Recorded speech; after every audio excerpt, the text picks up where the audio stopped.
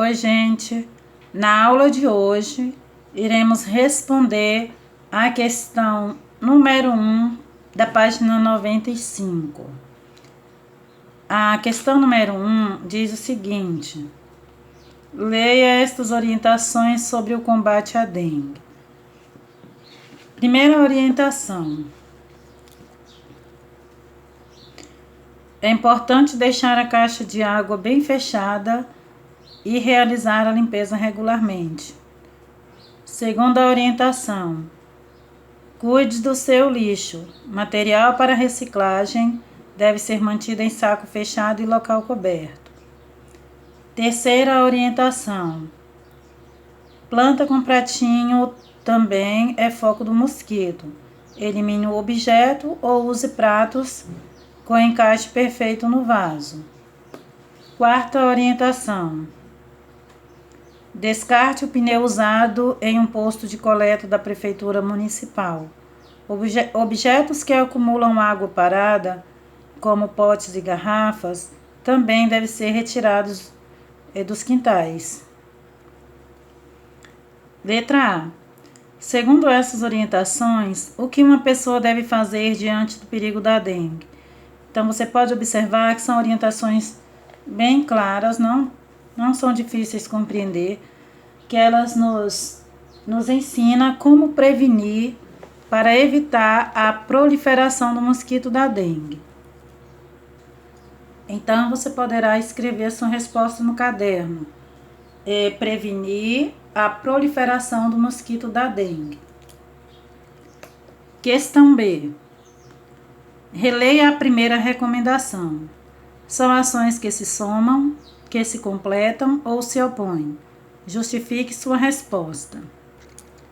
Como podemos observar que na primeira orientação, a presença da conjunçãozinha E, ligando a última oração às orações anteriores.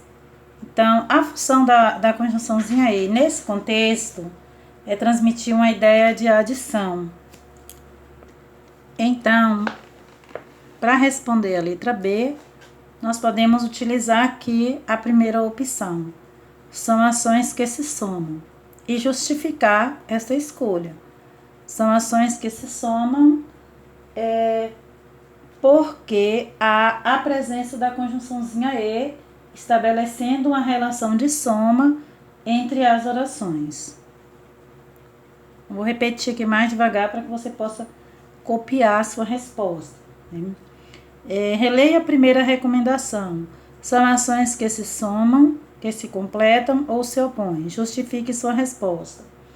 Então, a sua resposta poderá ficar assim: são ações que se somam, porque há a presença da conjunção E, estabelecendo uma relação de soma entre as orações, ok? Letra C. Observe agora a terceira recomendação. Ela é formada por 2 períodos. Primeiro, releia o segundo período dessa recomendação. Depois, responda: qual a conjunção que relaciona as duas orações? Então, aqui na terceira orientação, nós podemos observar a presença de 2 períodos. O primeiro período inicia aqui em planta e termina aqui em mosquito, bem no pontinho aqui. O segundo período inicia em elimine e termina aqui em vaso. Então, nós temos aqui a presença de 2 períodos, como foi dito lá na questão. Analisando aqui o segundo período, nós podemos observar a presença da conjunçãozinha ou, ok? Então, a resposta para aquela alternativa é a conjunção ou. Ela que está presente no segundo período, fazendo a ligação entre as orações. Primeira oração e segunda oração. 2. Qual a função dessa conjunção no contexto em que aparece esse período? Então, podemos observar aqui, nesse contexto, a relação de alternância. Essa conjunção está estabelecendo, em relação à oração anterior, uma ideia de alternância. Ou seja, o contexto apresenta ao leitor uma opção de escolha: eliminar ou usar. Então, nós temos aqui: elimine o objeto ou use pratos com encaixe perfeito no vaso. Então, o contexto está apresentando ao leitor uma alternativa. Então, como ficará a sua resposta aí na 2 da C? Qual a função dessa conjunção no contexto em que aparece nesse período? Então, você pode dizer que a função dessa conjunção é apresentar uma alternativa ao leitor, certo? 3. Mantendo o sentido do texto, como seria possível relacionar os períodos que compõem essa recomendação por meio de uma conjunção ou locução conjuntiva? Então, mantendo o sentido do texto, nós podemos utilizar entre um período e outro a conjunção conclusiva, tá? Qualquer uma conjunção conclusiva ou locução conjuntiva. A locução conjuntiva exerce a mesma função da conjunção.